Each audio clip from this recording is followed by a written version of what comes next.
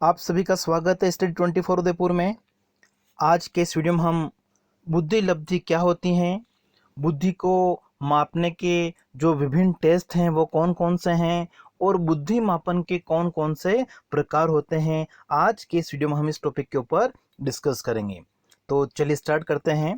सबसे पहले अगर हम बुद्धि लब्धि की बात करें, आईक्यू जिसको हम कहते हैं, तो आईक्यू या बुद्धि लब्धि का मतलब क्या होता है एक तरह से कि एक बच्चे की, बालक की मानसिक आयु कितनी है और वास्तविक आयु कितनी है, दोनों की हम तुलना करते हैं। वास्तविक आयु का मतलब कि एक बच्चा जो है, बालक है, वो कितने वर्ष का है, और मानसिक आयु का मतलब कि वो जो बालक हैं वो कितनी आयु तक के बालकों की जो समस्या है वो हल कर सकता है। जैसे कि एक बच्चे की जो आयु है, माना कि वो 10 वर्ष का एक बच्चा है, तो 10 वर्ष का एक बच्चा जो है वो अगर 12 वर्ष के बच्चे की जो समस्याएं होती हैं उनको हल कर लेता है, तो हम क्या कहते हैं कि ये जो 10 वर्ष हैं वो तो उसकी वास्तविक आयु है, लेकिन वो 12 वर्ष के बच्चे की जो समस्या है उनको हल कर लेता है, तो उसकी मानसिक आयु कितनी है? 12 वर्ष है। तो बुद्धि लब्धि की जब गणना की जाती है तो इसके लिए मानसिक आयु और वास्तविक आयु दोनों की तुलना की जाती है। सबसे पहले अगर हम बात करें बुद्धि लब्धि जो है, इसका प्रयोग किसने किया था, इसका जनक किसको कहा जाता है? विलियम स्टर्न को। विलियम स्टर्न ने सबसे पहले बुद्धि लब्धि को परिभाषित किया था, मानसिक आयु अपॉन वास्तविक आयु। क्या बताया इन्होंने? बुद्धि लब्धि क्या होती है? मानसिक आयु और वास्तविक आय का जो अनुपात है वो क्या होता है? बुद्धि लब्धि होता है। अब देखिए बुद्धि लब्धि का जो मापन है या इसके बारे में मापने के लिए जो सूत्र हैं वो सबसे पहले किसने दिया था? टर्मैन ने। क्या सूत्र दिया था? अब देखिए मानसिक आयु अपन वास्तविक आयु है, ये तो एक तरह से निरपेक्ष माप होता है। ऐसी स्थिति में उन्होंने क्या क्या सूत्र क्या था इनका? मानसिक आयु अपन वास्तविक आयु इंटू 100। आईक्यू जो है, बुद्धि लब्धि, इसको मापने के लिए टर्मेन ने सबसे पहले सूत्र दिया था, और सूत्र क्या होता है? मानसिक आयु में अगर हम वास्तविक आयु का डिवाइड कर दें इंटू 100, प्रतिशत के रूप में उसको एक तरह से परिवर्तित कर दिया जाता है। तो आपको ध्यान रखना है कि बुद्धि लब्धि का अगर प्रयोग पूछा जाए, इसका जनक तो कौन है? William stern. और इसका सूत्र जो है मापने के लिए, सूत्र जो दिया था वो किसने दिया था? सबसे पहले टर्मैन ने दिया था। और सूत्र क्या होता है? मानसिक आयु अपॉन वास्तविक आयु इंटू 100। एग्जाम में आपको कंफ्यूज करने के लिए ऐसा भी आ जाता है, आई क्यू इक्वल टू वास्तविक आयु अपॉन मानसिक आयु इंटू 100, और दूसरे ऑप्शन में आ जाएगा मानसिक आयु अपॉन वास्तविक आयु इंटू 100। तो आपको कंफ्यूज नहीं होना है, ध्यान रखना है कि ऊपर क्या है? मानसिक आयु। मानसिक आयु अपॉन वास्तविक आयु इंटू 100 क्या होता है? बुद्धि लब्धि मापने का सूत्र होता है। अब जैसे देखिए, एक बालक की माना कि वास्तविक आयु कितनी है? 10 वर्ष है। एक 10 वर्ष का बच्चा है और उसकी मानसिक आयु कितनी है? 12 वर्ष है। मतलब वो 12 वर्ष के बच्चों की जो समस्याएं होती हैं उनको वो हल कर सकता है। तो मानसिक आयु 12 वर्ष है, वास्तविक आयु अगर 10 वर्ष है, तो उसका जो आईक्यू लेवल है वो कितना होगा? IQ equal to 12/10 into 100। मानसिक आयु में वास्तविक आयु का डिवाइड कर दो, उसको 100 से मल्टीप्लाई कर दो। अब यहाँ पे कितना आ गया? 120 आ गया। तो ये जो 120 है वो एक तरह से किसको दर्शा रहा है कि बालक जो है वो एक तरह से क्या है? अधिक बुद्धिमान है, उत्कृष्ट है, श्रेष्ठ है। अब ये कैसे पता चला कि वो उत्कृष्ट है या अधिक बुद्धिमान है? तो इसके बारे में जो मनोवैज्ञानिक थे उन्होंने गणना करके अलग अलग माप दिए हैं। अगर 100 से 110 के बीच में या अलग अलग जो भी माप है, वो कौन कौन से माप है उसके बारे में भी आगे हम डिस्कस करेंगे। उसके आधार पर हम तुलना करते हैं कि यदि आईक्यू लेवल 130 से अधिक आ जाता है, 130 प्लस, तो वो बच्चा एक तरह से क्या होता है? अति प्रतिभाशाली होता है। 120 से 129 के बीच में आता है तो वो बच्चा श्रेष्ठ होता है, उत्कृष्ट होता है, अधिक बुद्धिमान हम कह सकते हैं। 110 से 119 के बीच में इस तरीके से वो वर्गीकरण किया है, जिसको हम अभी डिस्कस करेंगे। तो सबसे पहले आपको समझ में आ गया होगा कि बुद्धि लब्धि क्या होती है, बुद्धि लब्धि का जनक कौन है और इसको मापने का सूत्र क्या है। अब देखिए बुद्धि लब्धि का जो मापन है इसका हम इतिहास देख लेते हैं। तो बुद्धि मापन जो है, ठीक है, सबसे पहले जो बुद्धि का सफल परीक्षण है वो किसके द्वारा किया गया था? अल्फ्रेड बिने के द्वारा 1905 में। बुद्धि मापने के लिए सबसे सफल बुद्धि परीक्षण अल्फ्रेड बीने के द्वारा 1905 में किया गया था।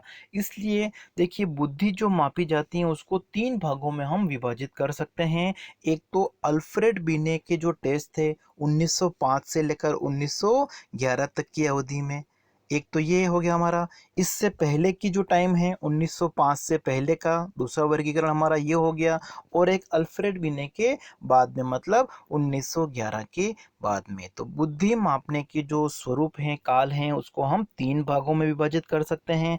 सबसे पहला हमारा है 1905 से पहले की समयावधि, दूसरा है 1905 से 1911 जिसमें अल्फ्रेड बिने ने अपने टेस्ट दिए थे, और एक 1911 के बाद में। अब देखिए, 1905 से पूर्व की अगर हम बात करें तो इसमें बुद्धि को मापने के लिए एक तरह से जो व्यक्ति का शरीर होता है, बालक का शरीर होता है, बालक के शरीर के आधार पर बुद्धि को मापा जाता था। और ये जो माप है मुख्य रूप से किससे संबंधित हैं? लेवेस्टर से। बस आपको इतना से ध्यान रखना है कि 1905 से पहले बुद्धि मापने के लिए आधार क्या था? शरीर। 1905 से 1911 के बीच में जो बुद्धि मापी जाती थी, अल्फ्रेड बीने ने जो परीक्षण किए थे उसमें आधार एक तरह से क्या था? मानसिक आयु। ठीक है, और उसका फॉर्मूला हमने भी देखा था। मानसिक आयु, इसके बारे में जो दृष्टिकोण है, ठीक है, वो किसका है? अल्फ्रेड बिने का है। और 1911 के बाद में बुद्धि लब्धि की जो अवधारणा आई है, ठीक है, उसका जो सूत्र हमने देखा था वो किसके द्वारा दिया गया था? टर्मेन के द्वारा। तो इस तरीके से बुद्धि मापने के जो स्वरूप हैं उनको हम तीन भागों में विभाजित कर सकते हैं। अब देखिए, इनसे संबंधित कुछ टेस्ट हैं। जैसे अल्फ्रेड बिने के हम टेस्ट की बात कर रहे थे, तो सबसे पहला जो हमारा टेस्ट है बुद्धि को मापने का वो है बिने एंड साइमन टेस्ट, जो 1905 में दिया गया था। अब देखिए, वो जो बुद्धि है उसको मापने के लिए सबसे सफल परीक्षण कब किया गया था? 1905 में। तो हम कह सकते हैं कि जो 1905 से बुद्धि को मापने का एक तरह से व्यवस्थित रूप प्रचलित हुआ था। और बिने साइमन टेस्ट जो 1905 में किया गया था वो फ्रांस की लैंग्वेज थी एक तरह से, ठीक है, फ्रेंच लैंग्वेज थी। और ये किसके लिए किया गया था? फ्रांस के बच्चों के लिए परीक्षण किया गया था। इस परीक्षण में बच्चों से 30 प्रश्न पूछे गए थे और इनको कठिनाइयों के आधार पर व्यवस्थित किया गया था। तो इन 30 प्रश्नों का बच्चों से जवाब लिया गया था और उसके आधार पर बच्चों की बुद्धि का परीक्षण किया गया था। तो ये है हमारा सबसे पहला बिने साइमन टेस्ट। तो ध्यान रखना है आपको कि बुद्धि मापन का सबसे व्यवस्थित रूप एक तरह से 1905 से शुरू हुआ था। और सबसे पहले जो टेस्ट किया गया था वो कौन सा था? बिने एंड साइमन टेस्ट 1905 में। इसमें प्रश्नों की संख्या कितनी थी? 30 थी। और ये किसके लिए किया गया था? फ्रांस के बच्चों के लिए। किसमें था ये? फ्रेंच भाषा में। उसके बाद में इस टेस्ट में कुछ संशोधन किए गए थे 1908 में। तो बिने साइमन टेस्ट 1908 एक तरह से 1905 का संशोधित रूप कहा जाता है। और इसमें जो टेस्ट हैं, ठीक है, वो परीक्षण जो है वो 3 से लेकर 13 वर्ष के बच्चों के लिए किया जाता था। ठीक है, दूसरा हमारा बिने साइमन टेस्ट 1908 जो है वो किससे संबंधित हैं? 3 से 13 वर्ष तक के बच्चों के लिए। और पहला जो हमने टेस्ट 1905 में पढ़ा था, 1905 वाला जो टेस्ट है उसमें प्रश्न संख्या कितनी थी? 30 थी। लेकिन इस टेस्ट में संशोधित रूप में प्रश्नों की जो संख्या थी वो 30 से बढ़ाकर कितनी कर दी गई थी? 58। और इसमें बुद्धि को मापने के लिए मानसिक आयु को भी सम्मिलित किया गया था। मानसिक आयु की जो अवधारणा है बुद्धि को मापने के लिए, इसका प्रयोग कब किया गया था? 1908 में। ठीक है, बिने साइमन टेस्ट था 1908 में। मानसिक आयु को भी सम्मिलित किया था। और इसमें बताया गया है कि यदि बच्चे की मानसिक आयु वास्तविक आयु से ज़्यादा है तो बच्चा क्या होता है? बुद्धिमान। के एक बच्चे की जो मानसिक आयु है 10 वर्ष है, लेकिन उसकी वास्तविक आयु कितनी है? अगर 8 वर्ष ही है। अगर मानसिक आयु वास्तविक आयु से ज़्यादा होती हैं तो वो बच्चा एक तरह से क्या होगा? बुद्धिमान होगा। और फिर ये जो टेस्ट था 1908 का टेस्ट, इसको 1910 में फ्रेंच भाषा से इंग्लिश भाषा में उसका एक तरह से अनुवाद किया गया था। किसके द्वारा? गोडार्ड के द्वारा। और गोडार्ड ने एक तरह से इस टेस्ट में कुछ संशोधन के सुझाव भी दिए थे। क्लियर हो गया? 1908 का जो टेस्ट था वो एक तरह से 1905 का संशोधित रूप था। 3 से 13 वर्ष तक के बच्चों के लिए था। इसमें प्रश्नों की संख्या 30 से बढ़ाकर 58 कर दी गई थी। इस टेस्ट में मानसिक आयु को सम्मिलित किया गया था। और फिर 1910 में इसमें गोडार्ड ने संशोधन करने के लिए सुझाव दिए थे। और उन सुझावों के आधार पर फिर बिने ने अपना नया टेस्ट दिया है। 1908 में जो सुझावों की बात की गई थी गोडार्ड के द्वारा, तो उन सुझावों का प्रयोग करते हुए इसने इस टेस्ट में उन्होंने संशोधन किया था 1911 में। तो देखिए तीनों जो टेस्ट थे वो एक तरह से क्या थे? फ्रेंच भाषा में ही थे। अब देखिए इसमें जो संशोधित रूप, ठीक है, 1912 में विलियम स्टर्न ने मानसिक आयु की जगह बुद्धि लब्धि का सुझाव दिया था। ठीक है, 1911 का ये जो टेस्ट था उसमें 1912 में जो विलियम स्टर्न थे उन्होंने एक तरह से मानसिक आयु की जगह किसका प्रयोग करने की बात की थी, सुझाव दिया था उन्होंने? बुद्धि लब्धि, जिसके अंतर्गत क्या आता है? मानसिक आयु भी आती है और फिर एक और आती है उसमें वास्तविक आयु। तो मानसिक आयु और वास्तविक आयु दोनों की तुलना की जाती है। तो इस तरीके से 1911 के बाद में जो बुद्धि को मापा जाता है उसके लिए किसका प्रयोग किया जाता था? बुद्धि लब्धि का। ठीक है, जैसा कि हमने पढ़ा था कि 1911 के बाद में बुद्धि लब्धि का प्रयोग किया जाने लगा और इसका संबंध किससे है? टर्मेन से। ठीक है, लेकिन इसके बारे में जो सुझाव दिए थे कि बुद्धि लब्धि का प्रयोग किया जाना चाहिए, ठीक है, ये सुझाव जो है वो किसके द्वारा दिए गए थे? विलियम स्टर्न के द्वारा।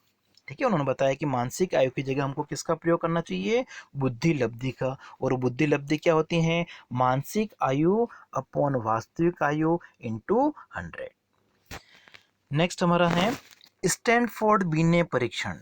ठीक है, 1911 में जो टर्मेन के द्वारा बनाया गया था। 1912 में उन्होंने सुझाव दिया था उससे पहले, लेकिन स्टैनफोर्ड बीने जो हैं उन्होंने 1911 में एक नया टेस्ट दिया था। ठीक है, जो किसने बनाया था?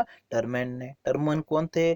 स्टैनफोर्ड कॉलेज के लेक्चरर थे और उन्होंने अपना जो टेस्ट है वो यूएसए के बच्चों के लिए बनाया था और इसमें उन्होंने सबसे पहली बार आईक्यू का प्रयोग किया था। ठीक है, आईक्यू मतलब जो बुद्धि लब्धि है, मानसिक आयु अपॉन वास्तविक आयु इंटू 100। ठीक है, एम ए जो मानसिक आयु को दर्शा रहा है, सी ए वास्तविक आयु को दर्शा रहा है और इंटू 100। तो इस सूत्र का जो प्रयोग है सबसे पहले टर्मेन के द्वारा किया गया था। अब देखिए जैसा कि हम अभी पढ़ रहे थे कि आईक्यू के आधार पर बच्चों के प्रकार है। जैसे मानसिक आयु और वास्तविक आयु की अगर हम तुलना करते हैं सूत्र के द्वारा, तो उसके आधार पर हमारे पास में जो भी परिणाम आते हैं उनको इन भागों में विभाजित किया गया है कि जिन बच्चों का जो आईक्यू लेवल है अगर वो 130 प्लस है, 130 से ज़्यादा हैं, तो ऐसे बच्चे जो होते हैं वो एक तरह से क्या होते हैं? अति प्रतिभाशाली होते हैं। ठीक है, उसके बाद में जिनका आईक्यू लेवल 120 से 129 के बीच में है उन बच्चों को एक तरह से श्रेष्ठ माना गया है, उत्कृष्ट माना गया है, अधिक बुद्धिमान माना गया है। उसके बाद में जिनका लेवल 110 से 119 के बीच में है वो एक तरह से उच्च औसत, ठीक है, या सामान्य से उच्च हम कह सकते हैं। फिर 90 से 109 के बीच में है वो एक तरह से क्या है? औसत। सामान्य बच्चे जो होते हैं उनका आईक्यू लेवल कितना होता है? 90 से 109 के बीच में। ठीक है, देखिए 100 से आप कंपैरिजन करिए, 100 से थोड़ा कम थोड़ा ज़्यादा, मतलब 90 से 109 के बीच में। 90 से अगर कम है, 80 से 89 के बीच में है, तो उनको एक तरह से सामान्य से नीचा या निम्न औसत हम कह सकते हैं। जिनका आईक्यू लेवल 70 से 79 के बीच में है वो सीमांत हैं और 70 से जिनका कम है उनको एक तरह से मानसिक विकार की श्रेणी में रखा गया है। तो आईक्यू के आधार पर बच्चों का ये वर्गीकरण है। तो सबसे पहले आपको ध्यान रखना है कि जो सामान्य बच्चे होते हैं, औसत बच्चे होते हैं, उनका आईक्यू लेवल कितना होता है? 90 से 109 के बीच में होता है। औसत या सामान्य बच्चों का जो आईक्यू लेवल है वो 90 से 109 के बीच में होता है।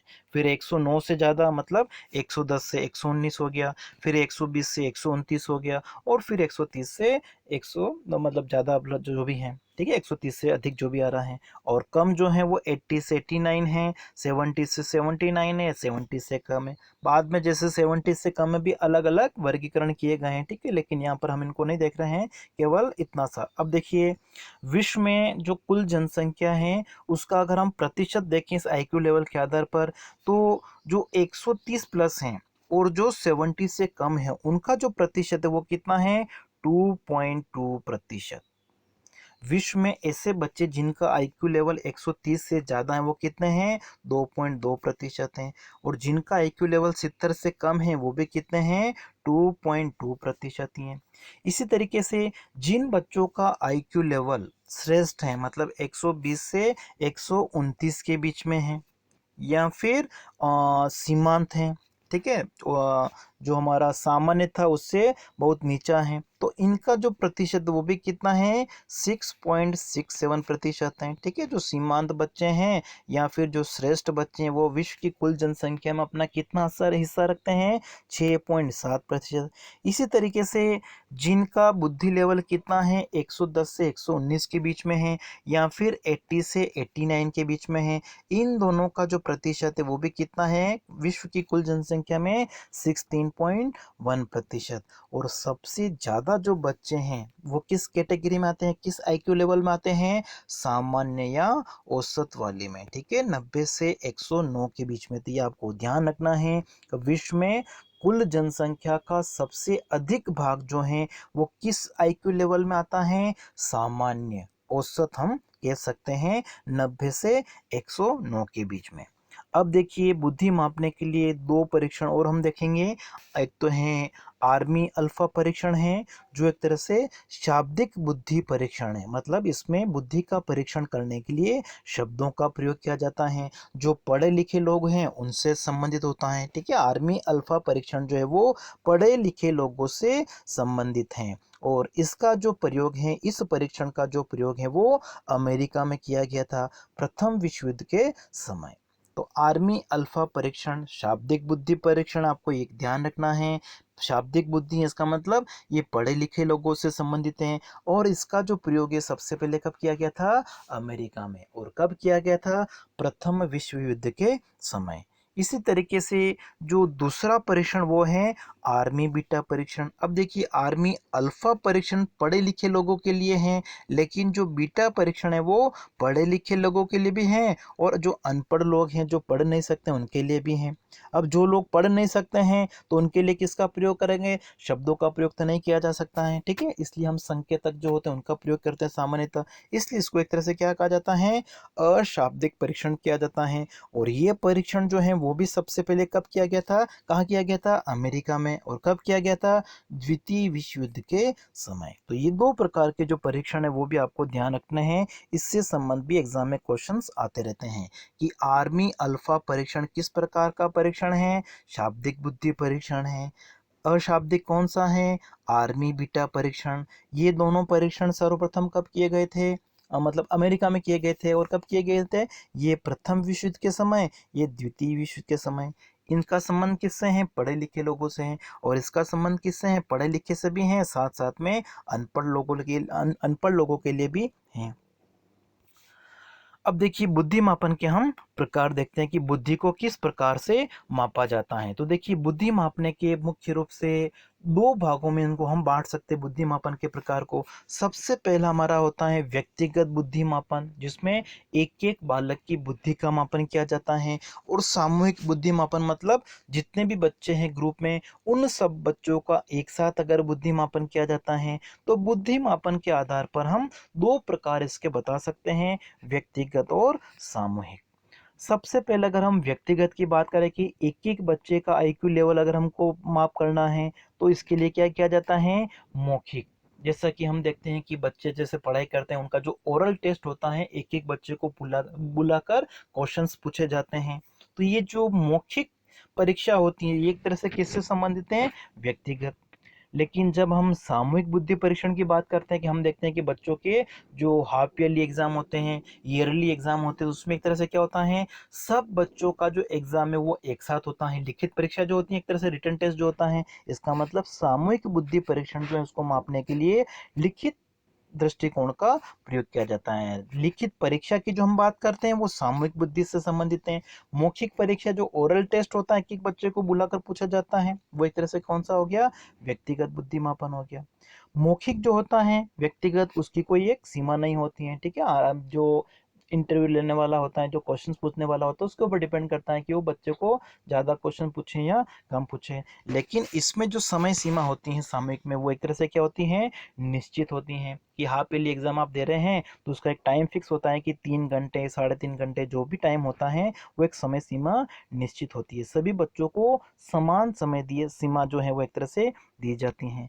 फिर इसमें एक तरह से क्या होता है, अधिक समय व्यय होता है कि एक एक बच्चे को बुलाकर उसका बुद्धि का परीक्षण किया जाता है, इसलिए क्या होता है, समय अधिक लगता है। लेकिन सामूहिक में क्या होता है, सभी बच्चों का जो बुद्धि परीक्षण है वो एक ही समय में एक साथ हो जाता है, इसलिए इसमें समय की बचत होती है। फिर व्यक्तिगत बुद्धि परीक्षण में एक एक बच्चे को बुलाकर उससे जानकारी ली जाती है, इसलिए ये किसके द्वारा किया जाता है, जो ट्रेनिंग मिली हुई है, जो प्रशिक्षित व्यक्ति हैं उन्हीं के द्वारा प्रयोग किया जा सकता है। लेकिन सामूहिक बुद्धि मापन में जैसे एग्जाम लेना होता है तो चाहे वो प्रशिक्षित हैं या अगर प्रशिक्षित व्यक्ति नहीं है, सामान्य अगर कोई टीचर है, वो भी एक तरह से उसको परीक्षा को ले लेता है। फिर ये एक तरह से क्या होता है, अधिक विश्वसनीय होता है, क्योंकि एक एक बच्चे को बुलाकर उनसे क्वेश्चंस पूछे जाते हैं, उनकी जानकारी ली जाती है, इसलिए इसको हम अधिक विश्वसनीय कहेंगे। लेकिन ये एक तरह से क्या होता है, कम विश्वसनीय होता है कि सामूहिक बुद्धि में जैसे बच्चा लिखता है तो हो सकता है कि वो थोड़ा कुछ अलग लिख ले या आसपास वालों का देख के लिख ले, कुछ भी संभावना इसमें हो सकती है, इसलिए हम कहते हैं सामान्यतः कि इसकी तुलना में ये एक तरह से कम विश्वसनीय होता है। फिर उसके बाद में इसके दो भाग होते हैं, इसके भी दो भाग होते हैं, कौन कौन से, शाब्दिक और अशाब्दिक। जिसमें शब्दों का प्रयोग किया जाएगा वो शाब्दिक है, जिसमें संकेतकों का प्रयोग किया जाता है वो अशाब्दिक होता है। तो व्यक्तिगत शाब्दिक जो हैं उसके लिए कौन कौन से टेस्ट अभी हमने पढ़े थे, जैसे बीने साइमन टेस्ट हैं और स्टैनफोर्ड बीने टेस्ट हैं, ये दोनों एक तरह से व्यक्तिगत शाब्दिक टेस्ट से संबंधित हैं, बुद्धिमापन से संबंधित हैं। और इसमें एक और आता है व्यक्तिगत शाब्दिक, शाब्दिक में बर्ट रीजनिंग टेस्ट भी आता है। इसी तरीके से सामूहिक जो शाब्दिक हैं, सामूहिक शाब्दिक में कौन कौन सा आता है, आर्मी अल्फा टेस्ट हैं, प्रयाग मेहता टेस्ट हैं, आरके टेस्ट हैं, एम एस मोहसिन टेस्ट हैं और एम सी जोशी टेस्ट हैं। तो ये सारे आपको ध्यान रखने हैं कि सामूहिक शाब्दिक टेस्ट कौन कौन से होते हैं, army alpha test, Prayag Mehta test, RK test, M S Mohsin test और एम सी जोशी टेस्ट। और व्यक्तिगत शाब्दिक में कौन कौन से हैं, बीने साइमन, स्टैनफोर्ड बीने और बर्ट रीजनिंग। एग्जाम में जैसे इनमें से कोई 4 ऑप्शन आपको दे देंगे या ऐसा पूछ ले जैसे कि निम्न में से व्यक्तिगत शाब्दिक टेस्ट नहीं है, 4 ऑप्शन में 3 ऑप्शन तो ये दे दिए, एक ऑप्शन इनमें से कोई से दे दिए, तो आप उसका सही आंसर कब दे पाएंगे, जब आपको इन सभी के बारे में जानकारी होगी। या निम्न में से कौन सा सामूहिक शाब्दिक टेस्ट नहीं है, तो 3 इनमें से दे दिए, एक इनमें से कोई से दे दिया, तो आपको ये जानकारी रखनी होगी। नेक्स्ट हमारा है व्यक्तिगत अशाब्दिक टेस्टों की अगर हम बात करें तो इसके लिए कौन कौन से हैं, अलेक्जेंडर टेस्ट हैं, ब्लॉक डिज़ाइन टेस्ट हैं, क्यूब कंस्ट्रक्शन है, भाटिया बैटरी हैं, गुड इनफ टेस्ट हैं। ये सारे जो टेस्ट हैं वो एक तरह से किससे संबंधित हैं, व्यक्तिगत अशाब्दिक से। और सामूहिक अशाब्दिक से आर्मी बीटा टेस्ट हैं, कल्चर फ्री टेस्ट हैं, रेवन प्रोग्रेसिव मैट्रिक्स है, ठीक है। आर्मी बीटा के बारे में हमने पढ़ा था कि जो अनपढ़ व्यक्ति हैं उनके लिए भी इसका प्रयोग किया जा सकता है, तो सामूहिक अशाब्दिक टेस्ट होता है एक तरह से।